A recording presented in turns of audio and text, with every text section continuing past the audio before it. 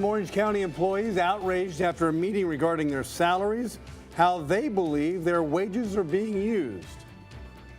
In Phoenix, officers say a man intentionally tried to run them over. We have the surveillance video. 3rd and 4, looks into the nickel of San Francisco. It was a game right out of Dullsville. The Rams and 49ers Monday night needed a quick fix. What happened late in this blowout game that had the radio announcer all hyped up? Well, the chance of rain is on the increase, especially by the weekend.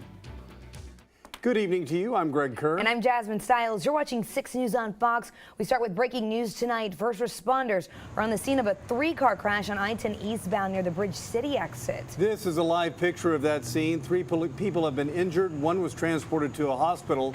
No word yet on the extent of their injuries. What we know right now is DPS is working this crash. We'll keep you updated on air and online as we receive more information.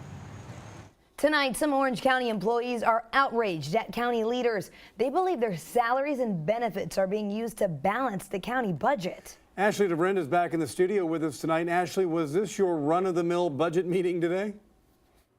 No, it was pretty different this week. All of the seats were taken, and it was a heated meeting. Some Orange County employees say they feel like they're underpaid and that their benefits are being stripped away. A packed house at the Orange County Commissioners meeting Tuesday.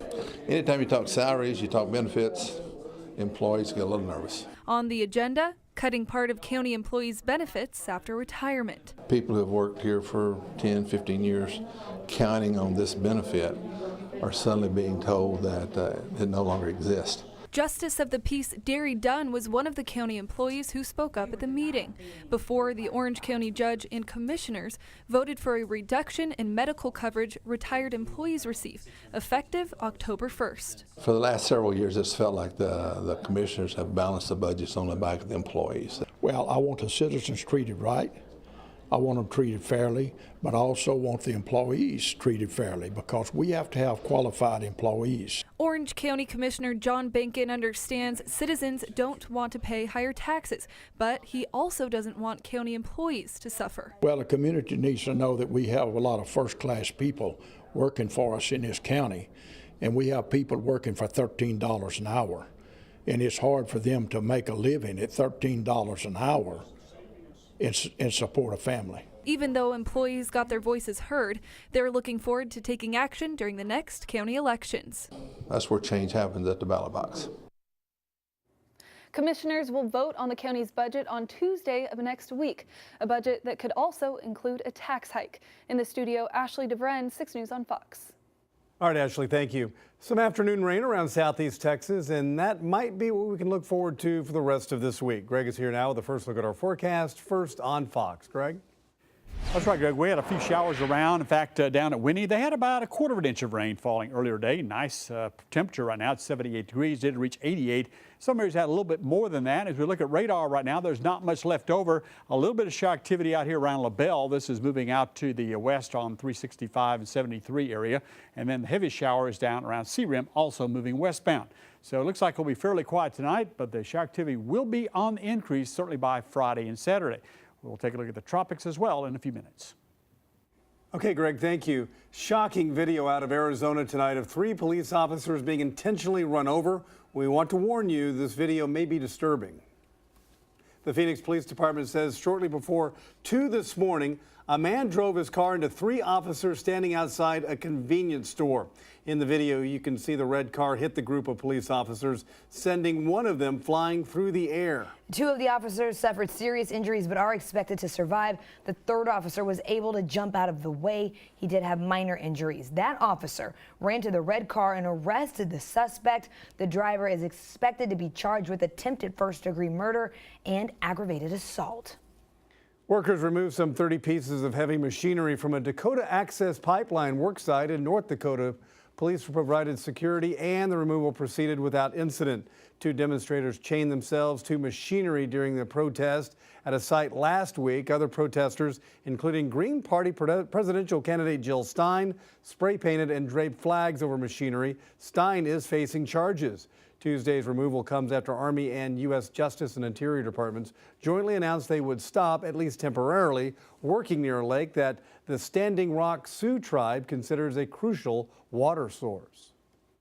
The NCAA will relocate championship basketball games out of North Carolina this year to protest a state law. It's the latest backlash against House Bill 2, which some say can lead to the discrimination of the LGBT community. Kenneth Craig reports. The NCAA says its decision to pull 7 college championship events out of North Carolina is a direct result of House Bill 2, a state law that opponents say allows discrimination of LGBT people. Fairness and inclusion are right at the heart of what the NCAA does and what universities do. And so for our university presidents, this was the proverbial no-brainer. House Bill 2 requires transgender people to use public bathrooms corresponding to the sex on their birth certificate. It also excludes gender identity and sexual orientation from anti-discrimination protection. The state's Republican lieutenant governor equated the NCAA's decision to extortion. Our women and girls in the state of North Carolina are not for sale. They're not for sale to Hollywood, to any concert venue, to the NBA or to the NCAA. In July, the NBA announced it was moving the 2017 All-Star Game from Charlotte to New Orleans because of the law. State Democrats fear more fallout. Having the worst anti-LGBT law in the nation on the books is deadly for the North Carolina economy, for tourism, and for our continued ability to host critical events like NCAA tournament games. The NCAA says it would decide on future tournaments early next year. Kenneth Craig, CBS News. Conservative House Republicans pressed a resolution Tuesday that forces a House vote to impeach IRS Commissioner John Koskinen. Some are divided and some believe it would set a bad precedent since Koskinen was not at the agency at the time of allegations when they surfaced. Some IRS officials targeted Tea Party and conservative groups. House Freedom Caucus members say Koskinen deserves to lose his job because he headed the agency when materials requested by Congress on the investigation were destroyed. Both Hillary Clinton and Donald Trump have worked hard to get voters to believe they'd be the best commander-in-chief. But how much of their positions changed and doesn't matter? Lisa Fletcher reports from Capitol Hill. Whether it's building walls, I will build a great wall on our southern border, and I will have Mexico pay for that wall. Or building jobs. We're going to make the biggest investment in new, good-paying jobs since World War II. The statements have been steady. I think the major changes that we've seen in this campaign have really been on the edges. I mean, I think the two candidates are clearly who they have been the whole time. But according to roll call columnist and author of HRC, Jonathan Allen, that's not to say the candidates haven't changed positions, especially when it comes to Donald Trump. He went from being pro-choice to saying that women should be punished for having abortions. He went from being in favor of an assault weapons ban to being, like Charlton Heston at the NRA. So it doesn't matter that he's changing positions? It doesn't, because they don't worry that he's going to suddenly become a liberal Democrat. He flew his flag early on. However, he says the same latitude doesn't apply to Clinton. In her case, Allen says, it's more about what she hasn't changed than what she has. What we see is that a significant majority of the electorate, including many Democrats, see Hillary Clinton as dishonest. And she has not done anything to reverse that in this election. So Allen says, fair or not, any shift in her position is evaluated on the basis of honesty. Has her inability to make a clear, meaningful apology affected her? Absolutely. People want to see contrition from her. And the last thing that she wants to do is be contrite and apologetic. As for Trump, he says there should have been a reinvention of his relationship with minorities. His targeting of minority groups ultimately is a massive problem for his campaign, and is not just a misstep, but a continued foul on his part that will hurt himself and hurt his party going forward. Moving forward, Allen says there's a twofold problem for Trump. He has not unified the Republican Party, while Democrats are working together and strengthening the minority vote, as the president and Mrs. Obama hit the road this week on behalf of Hillary Clinton. On Capitol Hill, I'm Lisa Fletcher. And that brings up the question of the day from our parent company, Sinclair Broadcasting. We asked, do you think Hillary Clinton's comments about half of Donald Trump's supporters being deplorable is, well, it's 75% of you said it was offensive, 20% said it was accurate, 6% said candidates should not make statements like she made. A Maryland school bus driver is being called a hero after her bus caught fire. The flames broke out Monday afternoon in College Park as Renita Smith was making her last run of the day. Smith says the bus began making noises, and soon after she smelled smoke and noticed fire from her side view mirror. Smith stopped and secured the bus, escorting each child out of the bus to safety. The driver says neighbors came out to help her calm the children. The cause of that fire is under investigation. Well, they're called ticket robots, a software that scoops up coveted tickets for concerts and sporting events. Why the creator of a hit musical is backing a proposed bill. The people of the peninsula, and there's still quite a few still here, a lot of them are gone, did everything they could to rebuild this peninsula. The Bolivar Peninsula is still bouncing back 8 years after Hurricane Ike. How a grocery store owner was a major key in getting people to come back.